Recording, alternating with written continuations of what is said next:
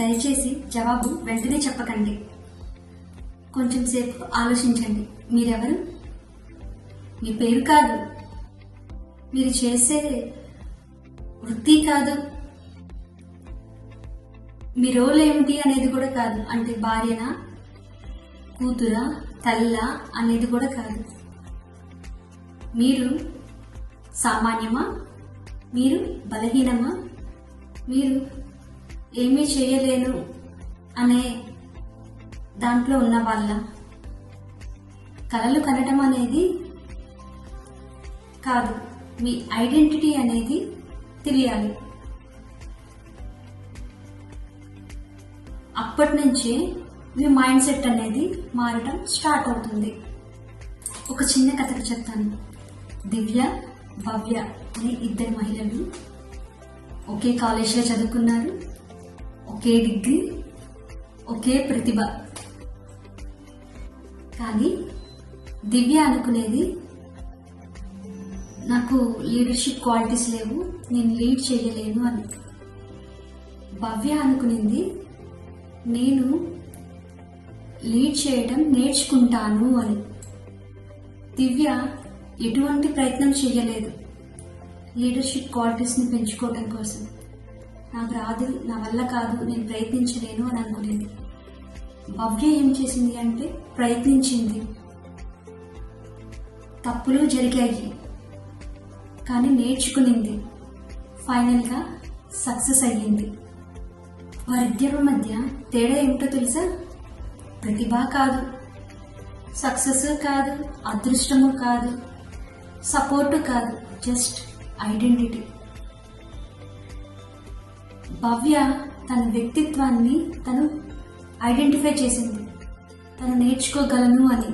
కానీ దివ్య నా వల్ల కాదు అని అనుకొని తన ఐడెంటిటీని అక్కడే వదిలేసింది. అందుకోసమే భవ్య సక్సెస్ అయ్యింది, దివ్య సక్సెస్ కాలేకపోయింది.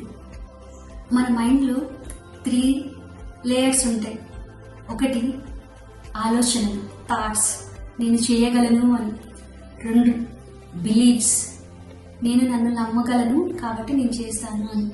3 ఐడెంటిటీ, నేను ఖచ్చితంగా చేయగలను అని. ఆలోచనలు మారుతాయి, నమ్మకాలకి కొంచెం టైం పడుతుంది మన మీద మనకి నమ్మకం రావడానికి. కానీ ఐడెంటిటీ మారితే నువ్వు ఖచ్చితంగా నువ్వు చేయగలుగుతావు.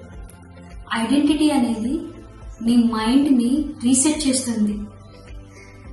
నువ్వు నీ మైండ్లో నేను చెయ్యగలను, ఖచ్చితంగా చెయ్యగలను అని అనుకుంటే నీ మైండ్ చెప్తుంది ఎస్ యూ క్యాన్, నువ్వు చెయ్యగలవు, ప్రయత్నించి చూడు అంటుంది.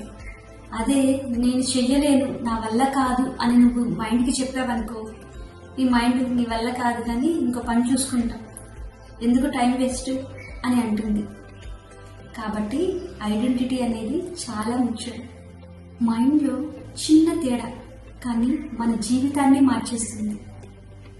మహిళలు చిన్నప్పటి నుంచి ఇలా వింటూ ఉంటారు, నువ్వు అడ్జస్ట్ అవ్వు, నువ్వు నీ కోసం కాదు నీ ఫ్యామిలీ కోసం బతకాలి అని.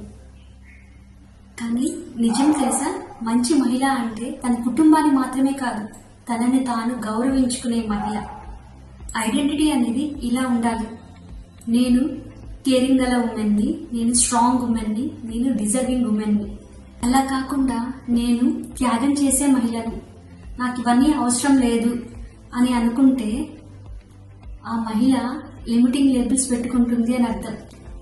ఇప్పుడు ఒక సింపుల్ ఎక్సర్సైజ్ చేస్తాం. నీకు నువ్వు ఒక ప్రశ్న వేసుకో, నీకు భయం లేకపోతే నువ్వు ఎలా ఉండేదానివి? బహుశా ధైర్యంగా ఉండే మహిళ, ఆర్థికంగా స్థిరపడే మహిళ, ప్రశాంతంగా ఉండే మహిళగా, ఎప్పుడు హ్యాపీగా ఉండే మహిళగా ఉండాలి అని అనుకుంటాం కదా. ఈ వర్షన్ నీలోనూ ఉంది, నీలోని భయం దాన్ని దాచేస్తుంది. ఈ స్టెప్స్ని ఫాలో అవ్వండి. స్టెప్ 1, నేను ఎలాంటి మహిళను. స్టెప్ 2, మీ ఐడెంటిటీ గురించి ఒక 3 విషయాలు రాయండి. అది నేను నేర్చుకుంటున్న మహిళను, నేను ధైర్యంగా ఉండే మహిళను, నేను విలువైన వ్యక్తిని అని. స్టెప్ 3, ఒక చిన్న యాక్షన్ తీసుకోండి, ప్రయత్నించండి. ప్రయత్నించడం వల్ల మీ మీద మీకు నమ్మకం వస్తుంది, మీరు చేయగలుగుతారు. స్టెప్ 4, ఈ యాక్షన్స్ని రిపీటెడ్గా చేస్తూ ఉండండి. దీనివల్ల మీరు ఏ పనినైనా కానీ ఈజీగా చేయగలుగుతారు. ఎందుకు రిపీట్ చేయమంటున్నాను అంటే, ఐడెంటిటీ అనేది రిపీట్ని యాక్సెప్ట్ చేస్తుంది. ఈ చిన్న రిపిటేషన్స్ వల్ల మీ మైండ్ నిన్ను ఐడెంటిటీ చేస్తుంది, నువ్వు చేయగలవు అని. గుర్తుంచుకోండి, లేబుల్స్ మనల్ని బంధిస్తాయి, ఐడెంటిటీ మనల్ని విడుదల చేస్తుంది. నువ్వు సాధారణ మహిళ కాదు, నువ్వు నిశ్శబ్ద మహిళవు కాదు, నువ్వు బలహీన మహిళవు కాదు, నువ్వు ఎదుగుతున్న మహిళవు, నువ్వు నేర్చుకుంటున్న మహిళవు, నువ్వు నీకు నువ్వే ఏదైనా సాధించగలను అని నీ తలరాతను మార్చుకుంటున్న మహిళవు. నీ ఐడెంటిటీ ఇలా ఉంటే నీకు ఇష్టమైన పనిని నువ్వు ఖచ్చితంగా చేయగలుగుతావు. ఇది మాట కాదు, అది నీ కొత్త ఐడెంటిటీ. ఈ నెక్స్ట్ ఎపిసోడ్లో భయం ఉన్న యాక్షన్ ఎలా తీసుకోవాలో అనే టాపిక్ గురించి మాట్లాడుకుందాం. అప్పటి వరకు మీ జర్నీలో ఐడెంటిటీని గుర్తించండి, మీ శక్తిని రాయండి, నిరూపించుకోండి. ఫాలో చేయండి అండ్ సబ్స్క్రైబ్ చేయండి. Thank you.